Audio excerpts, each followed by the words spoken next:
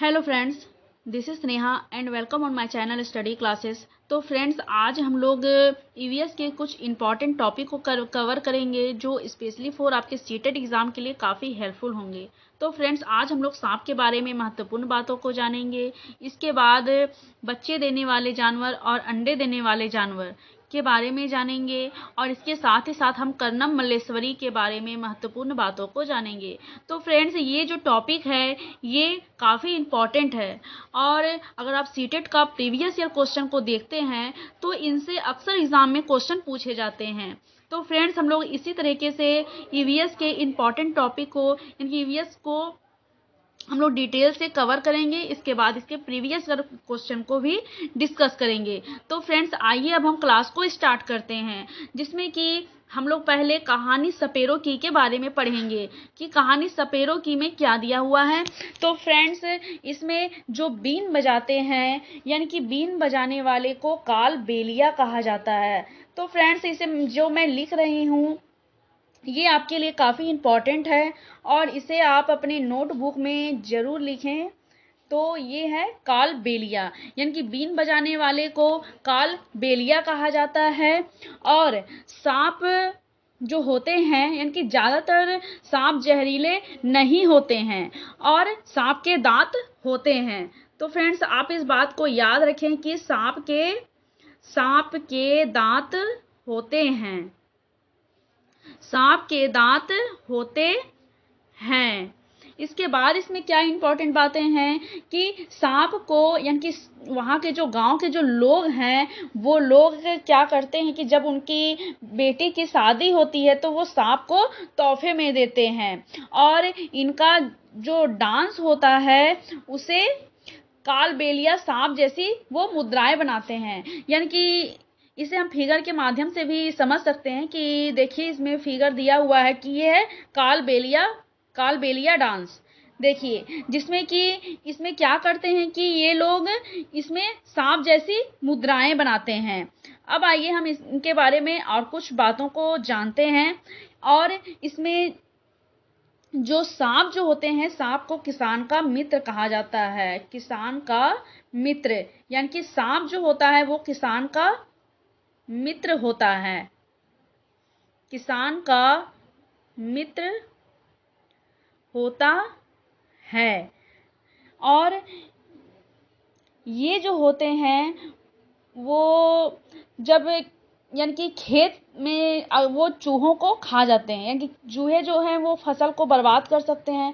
तो सांप जो है वो चूहों को, फसल को बर्बाद होने से रोकते हैं, इसलिए सांप को किसान का मित्र कहा जाता है।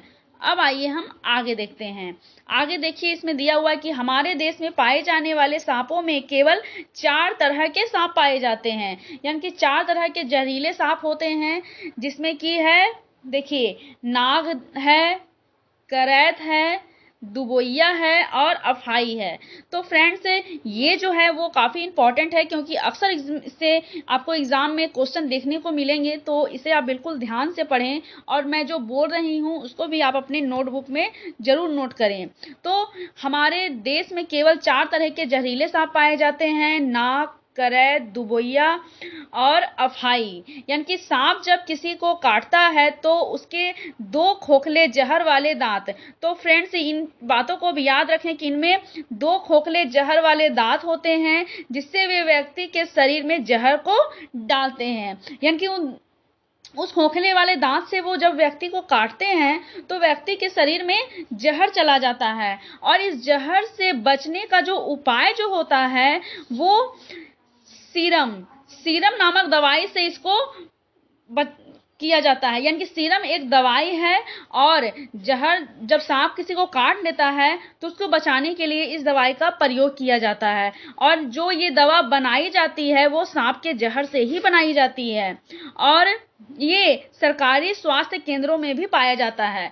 तो फ्रेंड्स, इनमें ये जिस पर मैंने रेड कलर से टिक किया है वो काफ़ी इम्पॉर्टेंट है। इसे आप अपने नोटबुक में पॉइंट वाइज ज़रूर इंक्लूड करें, जिससे कि आपको इसको पढ़ने में आसानी होगी, ताकि इसे आप बेहतर तरीके से समझ सकें कि भारत में 4 तरह के जहरीले सांप होते हैं, जिसमें कि नाग, करेत, दुबोइया और अफाई होते हैं। और इनके दो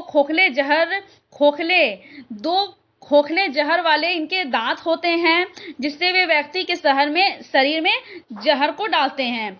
यानी कि और फिर इनसे जो बचने का जो दवाई बनता है वो सांप के जहर से ही बनता है, जिसका नाम है सीरम।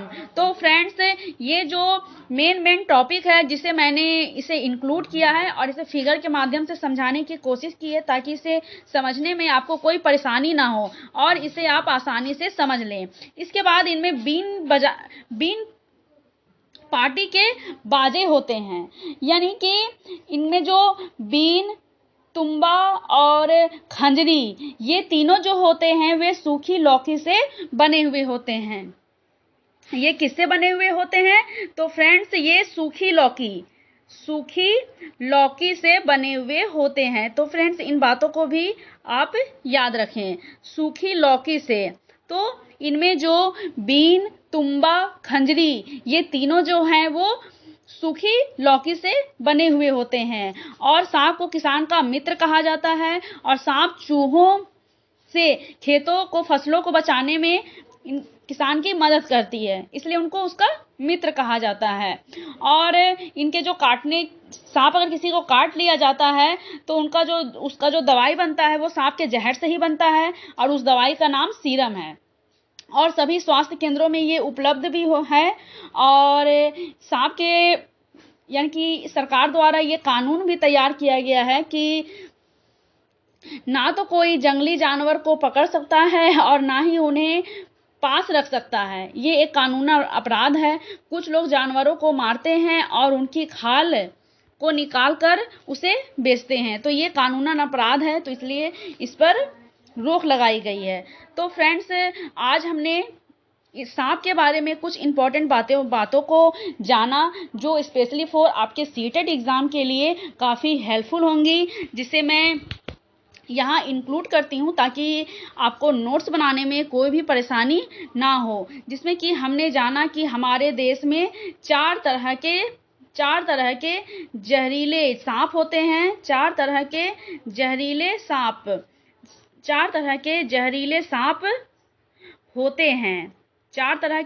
जहरीले सांप होते हैं, जिसमें कि पहला है नाग, दूसरा है करैत, और तीसरा है दुबोइया, और चौथा है अफाई। तो फ्रेंड्स, इसे आप याद रखें, ये काफ़ी इम्पॉर्टेंट है। इसके बाद हमने ये जाना कि सांप के काटने पर जो दवाई बनाई जाती है उसे क्या कहा जाता है? तो उस दवाई को सीरम कहा जाता है उस दवाई को। और ये सीरम जो होती है वो किससे बनती है? तो सांप के जहर से, यानी कि सांप के काटने की दवा सांप के जहर से ही बनाई जाती है। तो फ्रेंड्स, इन सारे बातों को आप याद रखें। अब आइए हम आगे देखते हैं।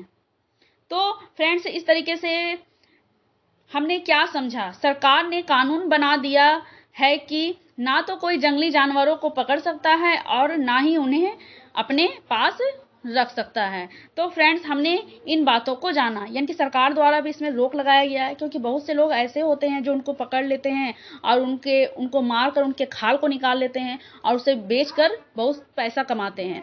तो इसलिए इन पर रोक लगाया गया है। अब आइए हम आगे देखते हैं मेरे कान किसके पास हैं। अगर आप ईवीएस का एनसीईआरटी का बुक देखते हैं फ्रेंड्स, तो उसमें आपको ये चैप्टर मिलेगा। अब आइए इनके बारे में हम कुछ इंपॉर्टेंट बातों को जानेंगे, यानी कि कान। पहले हम कान के बारे में देखते हैं कि कान जो होते हैं वो, इनकी जो आकृति होती है वो कितने तरह की होती है।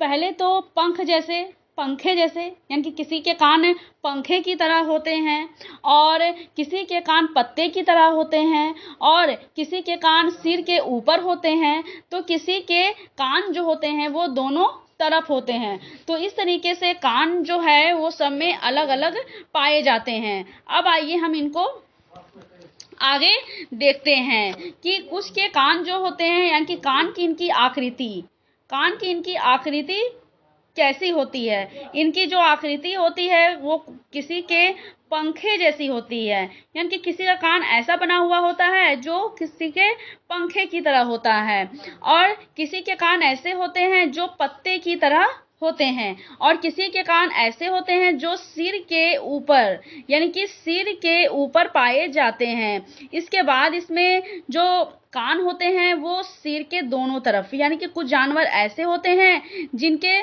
सिर के दोनों तरफ कान पाए जाते हैं, सिर के दोनों तरफ।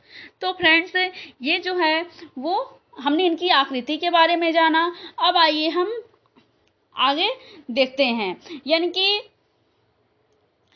जानवर जिनके कान अंदर होते हैं, यानी कि कुछ जानवर ऐसे होते हैं कि जिनके कान अंदर होते हैं। देखिए इनमें कुछ ये हैं जो जिनके कान अंदर होते हैं। पक्षियों के कान बाहर दिखाई नहीं देते हैं, यानी कि पंछी लोग जो होते हैं इनके कान बाहर दिखाई नहीं देते हैं, और उनके सिर के दोनों तरफ छोटे छोटे छेद होते हैं, यानी कि इनका जो सिर है, सिर के दोनों तरफ छोटा छोटा छेद होता है, और जो इनके पंख से ढके हुए होते हैं, और इसी से वे सुनते हैं। इन्हीं छेदों की मदद से पंछी जो होते हैं वे सुनते हैं, और कान जो इनके सुनने में मदद करते हैं। तो फ्रेंड्स, इनमें ये जानवर यानी कि जिनके कान अंदर होते हैं वे पंछी होते हैं, और इनके सिर के दोनों तरफ छोटे छोटे छेद होते हैं। इसके बाद हमने देखा कि ये पंखे से ढके रहते हैं, इन्हीं छेदों की मदद से वे सुनते हैं।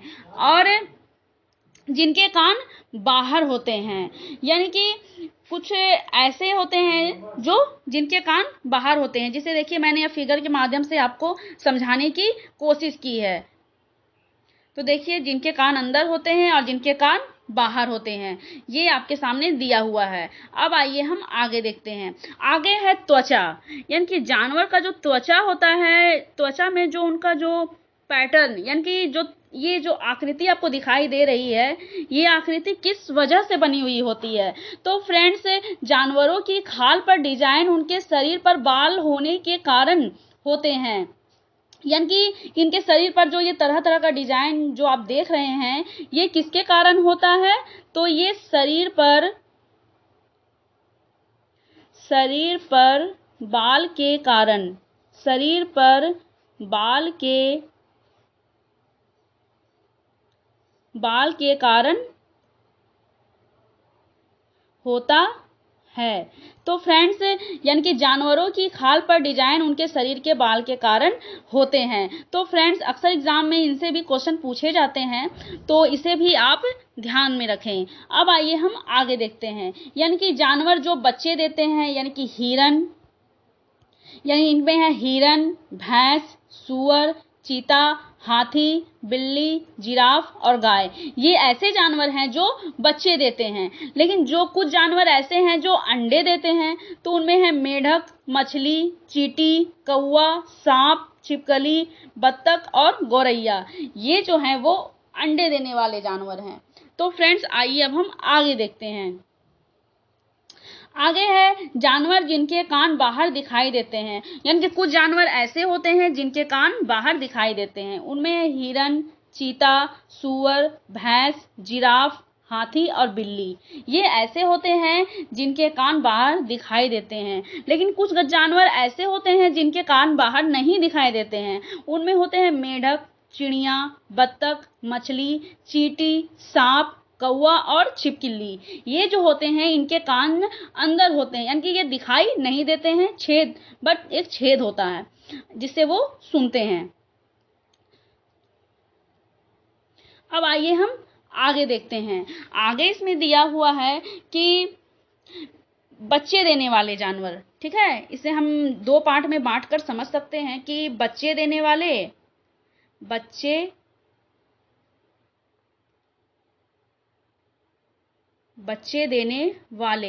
और अंडे देने वाले।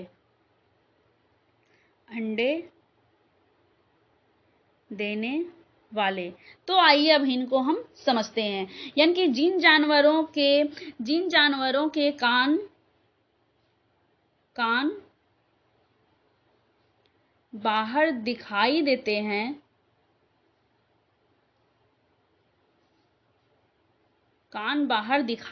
हैं,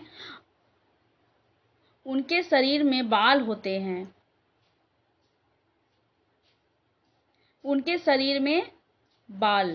यानी कि इनके शरीर में क्या होता है? इनके शरीर में बाल होते हैं, तो ये बच्चे देते हैं।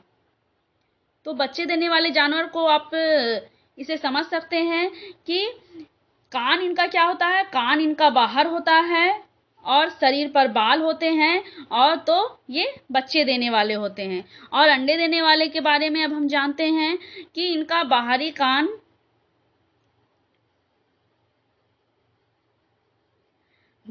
कान दिखाई नहीं देता है। यानी कि इनका जो बाहरी जो कान होता है वो दिखाई नहीं देता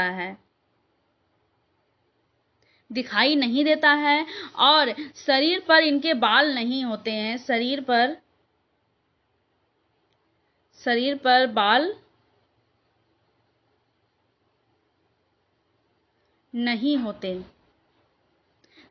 बाल नहीं होते और ये अंडे देते हैं।